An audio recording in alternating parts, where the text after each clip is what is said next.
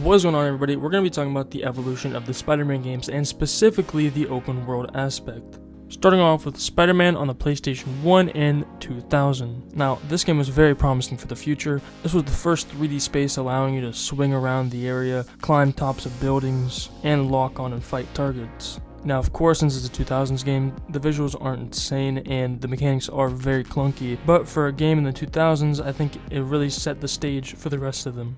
And now, Spider-Man 2.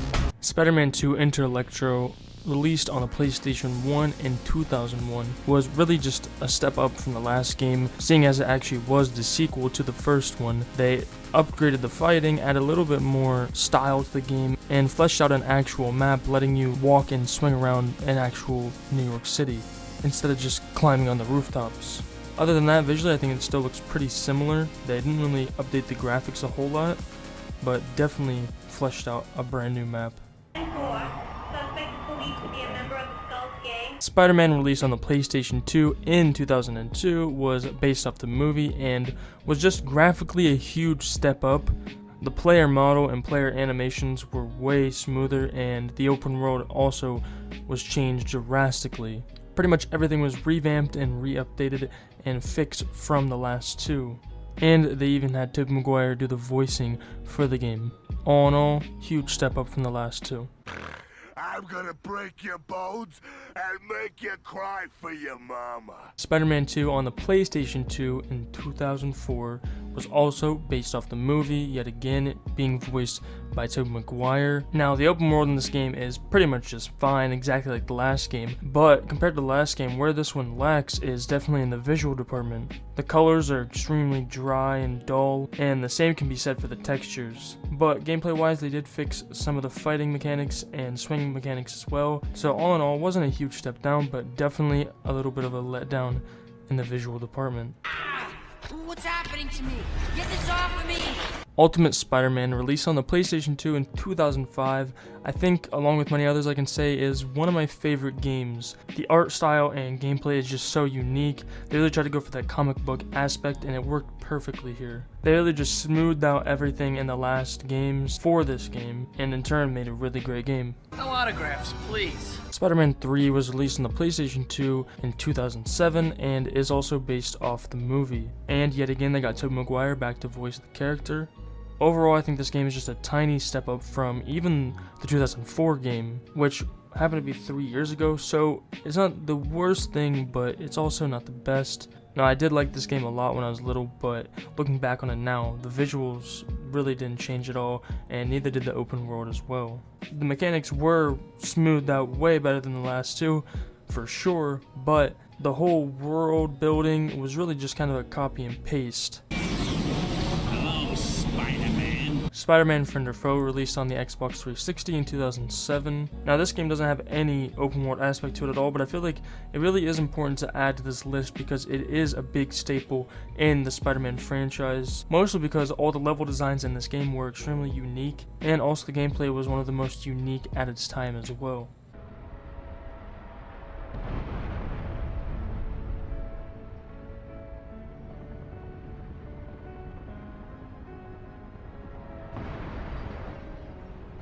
Spider-Man Web of Shadows, released on the Xbox 360 in 2008. Yet again, probably one of my favorite games as well, and I think a lot of people can agree with me too. Especially growing up on this game, it was extremely unique and just a whole new way to look at the game, making it way more choice-based, and the open world was great as well, especially how it was affected by your choices. I mean, and obviously visually, from what we have today, it is definitely a step down, but at its time was extremely good, and people still make mods for it to this day to update the graphics and everything like that.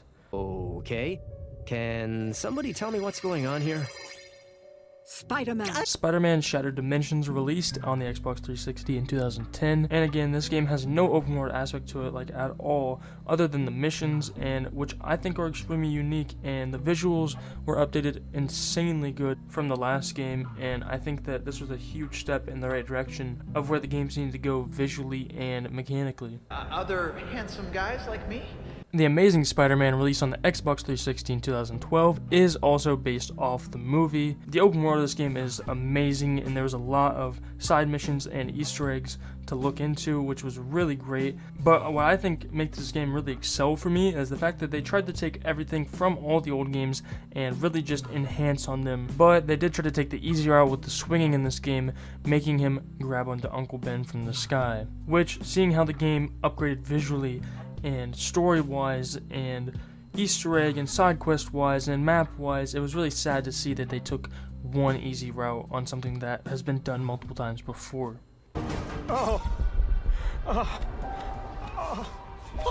Amazing Spider-Man 2, released on the Xbox 360 in 2014, was also based off the movie, and they really did just excel where the last one lacked. They added way more suits and gadgets and little Easter eggs around the map and side quests, and they also fixed one of my bigger pet peeves about the last game was the swinging. I think a lot of people back then had a lot of things to say about the swinging as well, and that's what led them to finally actually take the normal route and not just hook on to Uncle Ben from the skies. Overall, I think this game was a huge step up and laid out the ground for the next game.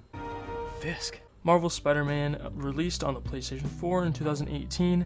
Now, what can I say about this game other than it is literally probably my favorite Spider-Man game ever? I mean, I know there was a 4-year time gap between the last game and this one, but they improved on every single quality of the last one by a long shot. And it wasn't really tied to the last game, but they did change it completely. The world building in this game and the fighting and the swinging and the gadgets, all of it was pretty much damn near perfect, and there's literally not a whole lot to complain about. And that's pretty much the same thing with this next game, Marvel's Spider-Man Miles Morales, released on the PlayStation 5 in 2020. Even though this game was a little short, and the open world was pretty much just a copy and paste of the last one, with a little bit of upgrades adding the snow and changing up where Miles lived a little bit, I feel like their main focus for this game was to make Miles Morales feel like a different Spider-Man and to really add life to the character, especially since he was a younger rendition of Miles. And everything in this game was played damn near perfectly, and that's why it is 100% my number 2 on this list. And with that being said, thank you guys for watching. If you did enjoy, please consider subscribing, because I upload daily shorts on this channel and weekly videos.